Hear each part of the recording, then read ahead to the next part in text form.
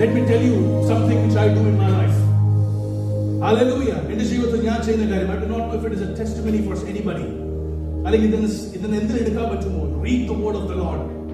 Bible says it is written concerning you. നിന്റെ പറ്റി എന്തുമാണ് Bible പറയുന്നത്? അത് ഇരുന്നൊന്ന് പഠിക്കുക. സ്തോത്രം. It is written something about you. Hallelujah. What I do is I open the Bible.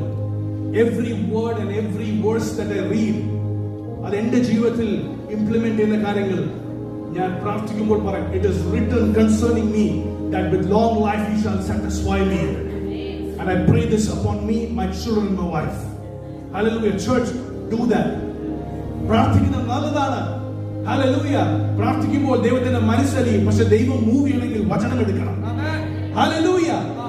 Amen. Stotram. Do not be like babbling pagans. That is what the Bible says in the book of Matthew. പ്രാർത്ഥിക്കുമ്പോൾ ഒത്തിരി പ്രാർത്ഥിച്ചാൽ അത് കേൾക്കുമെന്നല്ല.